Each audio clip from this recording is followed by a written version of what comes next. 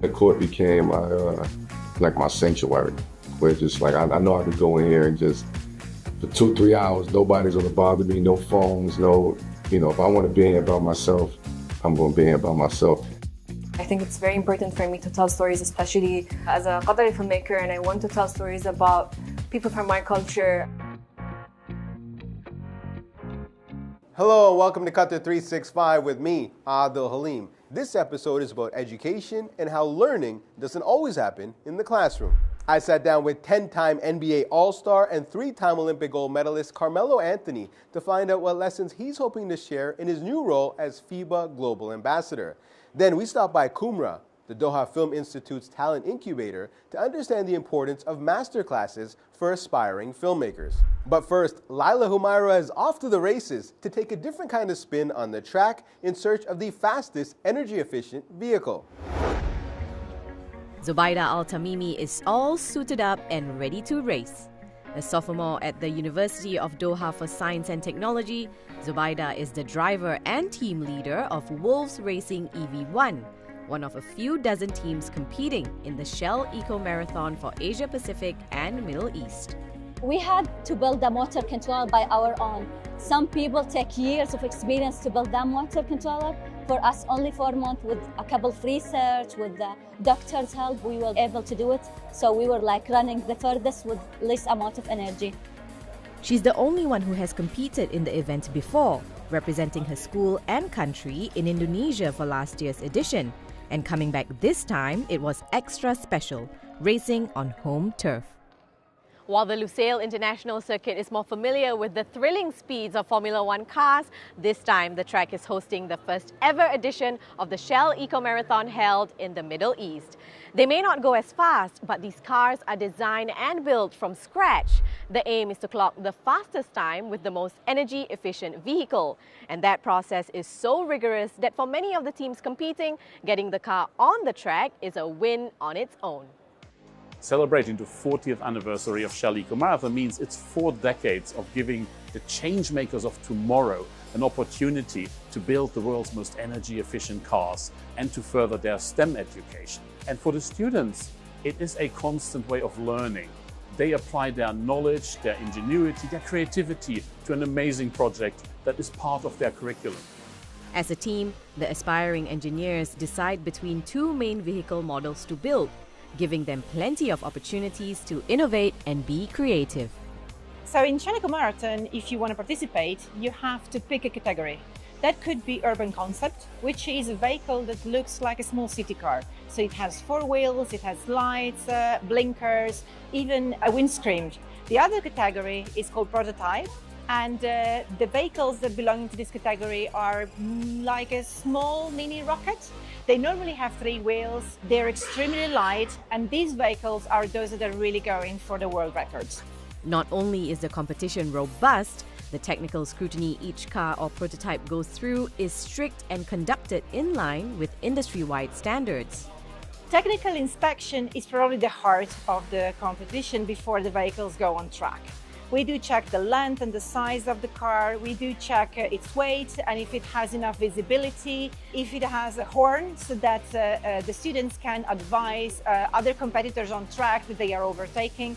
Beyond the racing and mechanics, Shell Eco Marathon also aims to foster camaraderie and friendship between young engineers from all over the world, further bolstering international collaboration and exchanging ideas. Win or lose, everyone stands a chance to gain a memorable experience from the Shell Eco Marathon, just like I did, taking a spin in a vehicle of a previous competition winner around the Lusail International Circuit. Carmelo Anthony is a 10-time NBA All-Star and 3-time Olympic gold medalist and will enter the Hall of Fame this year, the holy grail of basketball elite. During his 19-year career, Carmelo is one of the most prolific scorers of his generation and currently ranks 10th all-time in NBA scoring. In his new role as FIBA's global ambassador, Carmelo hopes to grow the game internationally. And with 2 years left until Qatar hosts the 2027 Basketball World Cup, the Hall of Famer arrived in Doha to kick off the festivities. Respect. Melo, welcome to Doha. Nice to meet you.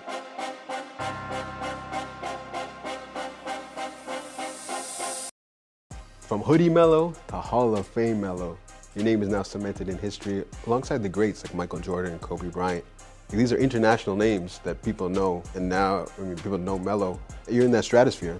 I think those names that you just mentioned were guys that took advantage of the opportunity to go international, go global. Michael did it, kind of 92, kind of established, what the USA on the basketball on a world stage. And somebody like Kobe was somebody who was constantly went overseas, traveled overseas, built his international community, his fan base. They left the door open for somebody else, and I took the opportunity. Now the world saw Mello in a thobe. Yeah, big time. But that's organic. They understand, what that means to me. And it's an opportunity for me to continue to spread and get my global game on. What can fans expect for what's to come in 2027 here in Qatar? Yeah, I think the fans gonna see it. I think they want to know what it is. I think Qatar would do a good job of delivering an experience that people haven't had in a long time, and for me to be a part of that, and then showing the rest of the world, and even showing, back where we at in America, that it's not just about America. It's other places, other regions around the world who's actually taking the seeds that the Americans planted and growing them globally now. So we're seeing those seeds blossom now. Now we all know Hall of Fame Carmelo Anthony, but young Melo's journey was anything but easy. Mm-hmm. Take us back to the early days in Red Hook, Brooklyn, and then eventually Baltimore. So it was very difficult, kind of navigating those walls and navigating that world. I'll take my hat off to my mom for, it was always, we gonna be all right, we gonna be okay, we gonna figure it out. And she always did, so that, those morals and standards that was instilled in me at an early age, they were never going to work.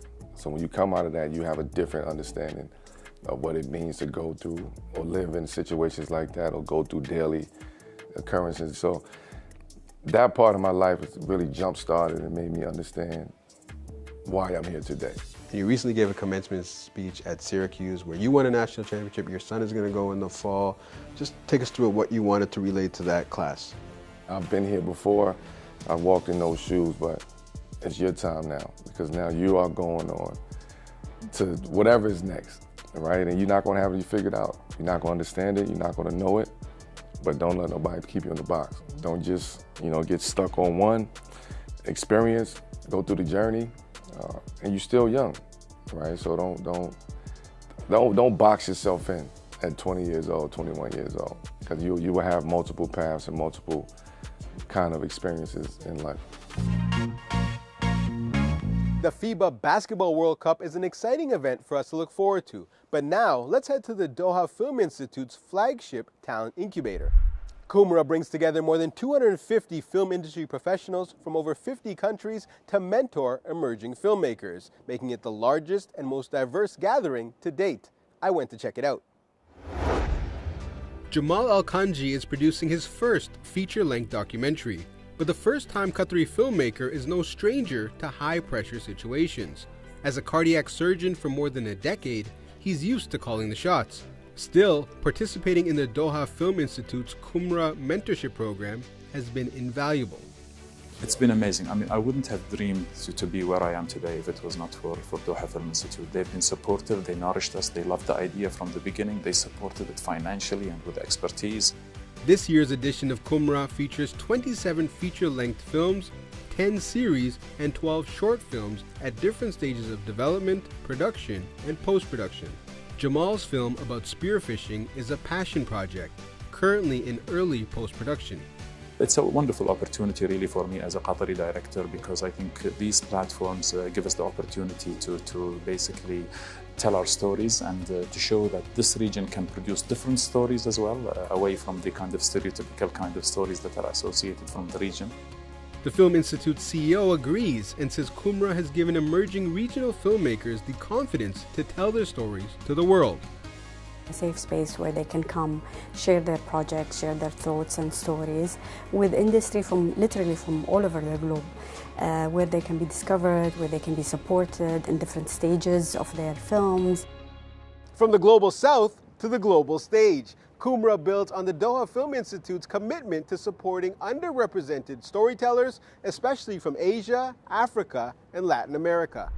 Of the 49 selected projects, 16 are from Qatar, which the DFI says showcases the growth in the country's film industry. That growth is assisted by international film industry experts. Hong Kong filmmaking legend Johnny To, who didn't go to film school himself, came to Doha to deliver a masterclass. I always tell the young people, you have to finish your script first.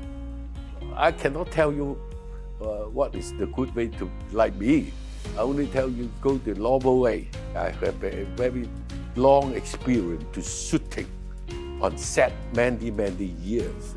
You can change it when you shoot, but you must be very sure what are you talking about. The goal of the Talent Incubator is to help develop new voices in Arab and global cinema. Qatari filmmaker Mariam Al Mohammed hopes to spark conversations by amplifying underrepresented voices. The 20-year-old received a DFI production grant and says events like Qumra really open doors for filmmakers like herself. A lot of people come from around the world and very important people, so it's one of the only events where you can really interact with these people face to face and one-on-one, and we've been getting a lot of knowledge and experience.